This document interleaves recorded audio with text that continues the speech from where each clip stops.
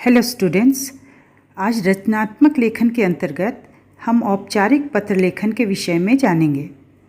बात शुरू करते हैं पत्रों से। पत्र होते क्या हैं? पत्र, जिन्हें हम चिट्ठी, खत या इंग्लिश में लेटर कहते हैं, ये एक दूसरे को संदेश पहुंचाने का माध्यम होते हैं। इनके द्वारा घर परिवार के समाचार, मन के भाव और विचार प्रकट किए जाते हैं। पत्र मित्रों को लिखे जाते हैं, संबंधियों को लिखे जाते हैं।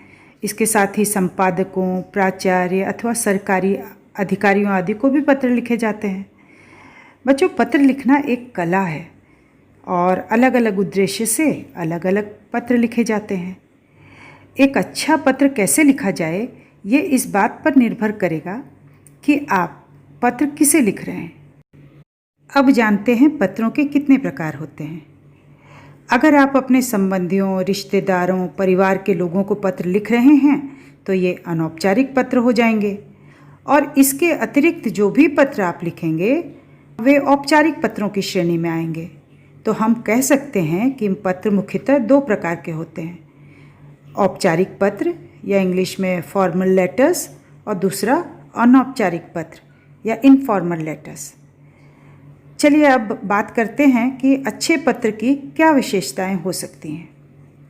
सबसे पहला तो यह है कि एक अच्छा पत्र तभी माना जाएगा जब उसकी भाषा सरल हो। आप जिसे लिख रहे हैं वो ठीक तरह से उसे समझ पाए, और सभ्य होनी चाहिए भाषा, अच्छी लैंग्वेज का प्रयोग करना चाहिए, और हम जिसे लिख रहे हैं उसके अनुरूप होनी चाहिए। बड़ों को लिख रहे हैं तो उनके अनुरूप होनी चाहिए, और बच्चों को लिख रहे हैं तो बच्चों के अनुरूप होनी चाहिए भाषा। विचारों की स्पष्टता होनी चाहिए। आप क्या लिखना चाह रहे हैं, जिसे लिख रहे हैं उसे समझ में आना चाहिए। और इसके अलावा पत्र को अगर हम सही प्रारूप या सही फॉर्मेट के अनुसार लिखें तो पत्र बहुत अच्छा बनता है। जिस पत्र में जितनी स्वाभाविकता होगी, जितना वो नेचुरल होगा, उतना ही पढ़ने वाले पर अपना असर छोड़ेगा। और चलिए अब बात करते हैं औपचारिक पत्र की।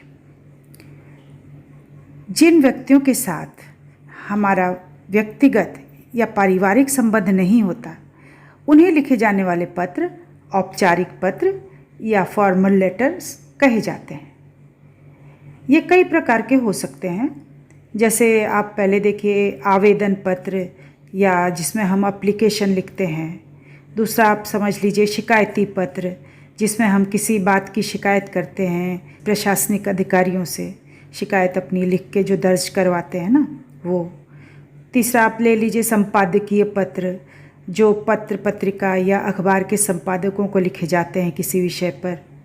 इसके बाद आप पूछताछ संबंधी पत्र कह सकते हैं, जिनमें किस प्रकार की जानकारी हासिल करने के लिए पत्र लिखा गया हो। सूचना आदि जानकारी देते हुए भी हम पत्र जो लिखते हैं वह भी औपचारिक पत्र की एक श्रेणी है, जो हमें कुछ सूचना देनी होती है या कोई जानकारी देनी होती है तो उससे संबंधित पत्र। इसके अलावा व्यावसायिक पत्र, व्यवसाय या बिजनेस के संबंधी पत्र जो होते हैं, और अन्य भी कई प्रकार के पत्र हैं, जैसे कुछ निवेदन करते हुए, कुछ प्रशंसा किसी की करते हुए, या कुछ अनुरोध या रिक्वेस्ट करते हुए जब हम कोई पत्र लिखते हैं तो वो भी औपचारिक पत्र की श्रेणी में आता है। और आइए अब देखें कि औपचारिक पत्रों का क्या फॉर्मेट बनता है, इनका प्रारूप क्या है।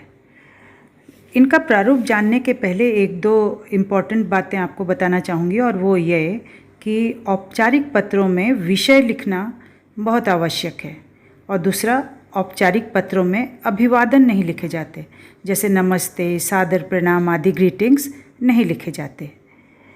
तो अब देखें इनका फॉर्मेट क्या होता है। तो सबसे ऊपर पत्र भेजने वाले का पता होता है। यहाँ बच्चों आपको इस बात का ध्यान रखना है कि पत्र आप भेज रहे हैं तो आप अपने पते के स्थान पर परीक्षा भवन लिखेंगे और अ/ब/स केंद्र लिखेंगे। इसके पश्चात दिनांक यानी तारीख लिखेंगे। फिर सेवा में जिस व्यक्ति को भेज रहे हैं उसका पद और उसका पता, जैसे उदाहरण स्वरूप किसी मुख्य चिकित्सा अधिकारी को भेज रहे हैं तो आप लिखेंगे मुख्य चिकित्सा अधिकारी, स्वास्थ्य केंद्र, दिल्ली, जो भी पता है। उसके बाद विषय आता है। यह बहुत महत्वपूर्ण है, विषय लिखना आवश्यक है औपचारिक पत्रों में। तो जो भी आपके पत्र का मुख्य विषय है उसे लिखिए। जैसे आपके क्षेत्र में अगर वृक्षों की कटाई हो रही है, उसकी शिकायत आपको करनी है, तो लिखेंगे वृक्षों की हो रही कटाई की शिकायत हेतु, या फिर बिजली के बार बार कटने की शिकायत इत्यादि। तो जो आपका मुख्य विषय है उसे आप लिखेंगे। फिर संबोधन, जिन्हें लिख रहे हैं उन्हें उचित आदरपूर्वक संबोधन लिखेंगे, जैसे माननीय महोदय लिखेंगे।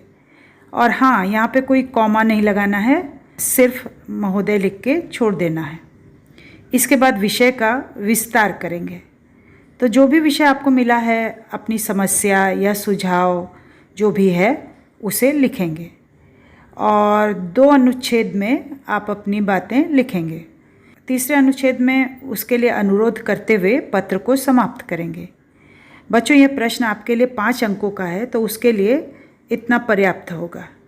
और फिर इसके बाद आप लिखेंगे धन्यवाद, और अंत में स्वनिर्देश, यानी कि भवदीय या भवदीया या जो भी विषय है उसके अनुसार, यदि आपने प्रधानाचार्य को पत्र लिखा है तो आपका आज्ञाकारी शिष्य या शिष्या। यहाँ ये बात ध्यान देनी है कि आपको अपना नाम नहीं लिखना है। हाँ, अगर आपको प्रश्न में दिया गया है कि आप मोहन नगर के रहने वाले रमेश हो, तभी आप लिखेंगे, नहीं तो आप नाम के स्थान पर क ख ग लिखोगे। तो ये प्रारूप है औपचारिक पत्र का। औपचारिक पत्रों के प्रारूप को अब हम और विस्तार से देखते हैं। बच्चों, प्रधानाचार्य के नाम लिखे गए प्रार्थना पत्रों, शिकायती और व्यावसायिक पत्रों और नौकरी के लिए लिखे गए आवेदन पत्रों के प्रारूप में पत्र की आवश्यकता अनुसार थोड़ा अंतर भी होता है। जैसे ये देखिए, आपके सामने प्रार्थना पत्र का प्रारूप है। आप ध्यान दीजिए कि इसमें तिथि या डेट सबसे नीचे लिखी गई है। तो यह आपको ध्यान रखना है कि प्रधानाचार्य को लिखे गए प्रार्थना पत्रों में तिथि लास्ट में लिखी जाती है। दूसरा ये देखिए, शिकायती या व्यावसायिक पत्रों का प्रारूप है।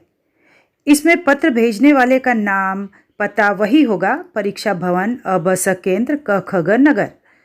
लास्ट में देखिए लिखा है आत्मनिर्देश, यानी आपको यहाँ अपने को निर्देश देना है, और भवदी, भवदिया या निवेदक आदि लिखना है। तीसरा उदाहरण देखिए, आपके सामने नौकरी के लिए आवेदन पत्रों का प्रारूप है ये, जिसमें आपको अपनी शैक्षणिक योग्यताएं या एजुकेशनल क्वालिफिकेशन बतानी होती है, और अपना वर्क एक्सपीरियंस या अपना अनुभव तथा अपनी डेट ऑफ बर्थ अवधि मेंशन करनी पड़ती है।